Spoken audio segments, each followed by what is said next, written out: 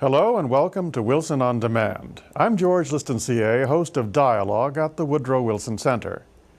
The history of education in America is largely written in superlatives, and the jewel in the crown of American education has been, for many decades, post-secondary education.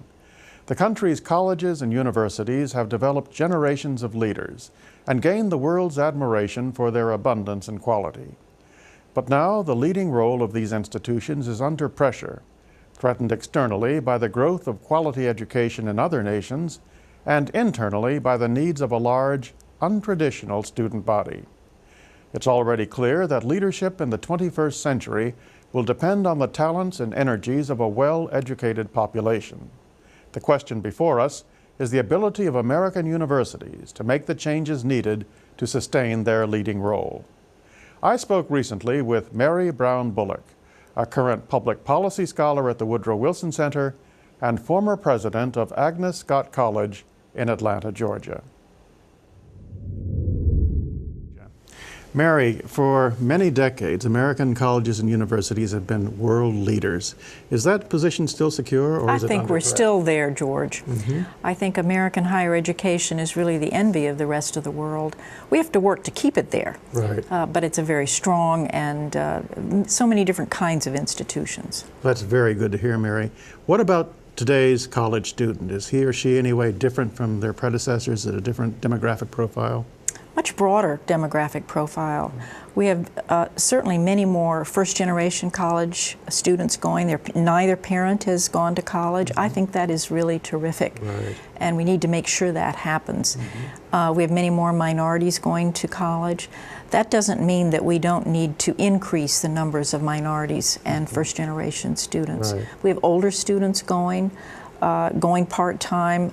There's a huge mixture of college students today. That sounds awfully rich, and a college education is probably more important than ever in terms of career advancement. Absolutely. You've given me some statistics that, just in terms of income, would be quite significantly different. But I think it's more than just income. It's the ability to take advantage of life's opportunities.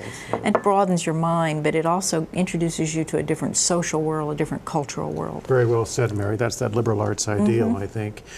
Mary, as you well know, the cost of a college education is a big issue, and I have made very eloquent statements about its value. Speak to that, but also speak to how costs can be controlled, because that is a major concern among parents and others. I think every student, every American student, can find a college that they can afford. I believe that the financial aid funds are there, and that the support is there. But I think you do have to look for it. It's a little complicated because you have to fill out financial aid forms, you have to apply. Right. It's not going to just be handed to you. State schools, I really do think, are a bargain, and many of them have evening programs.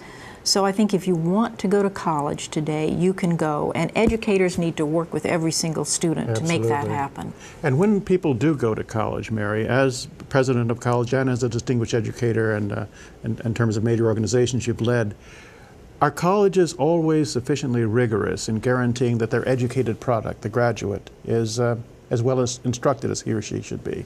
A lot of it's going to be done on your own. College, you're much more independent. You are going to get out of a college a much more, it depends on how much you put into it. Right. The classes don't meet as often, so you have a lot of free time. How do you use that free time? Do you go to the Career Service Center? Do you go and have internships? If you take the initiative to do those things, then I think it'll all come together. Right. And colleges need to make sure that those services are provided. Right, and that they measure also the performance of students. And that they measure performances, and you ought to be able to go to any college and say, how many of your graduates applied to medical school? How many got into medical school? Or whatever whatever it is you're interested in doing, and you should demand to know that. Right. I think that's part of, you're a consumer at this point. Well said, Mary.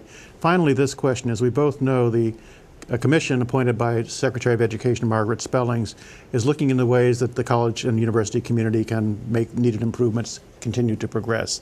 Do you sense that community is avidly interested in the findings of a report like this, in pursuing the steps that will keep it modern and leading the world? There's been a lot of newsprint spilled assessing that report.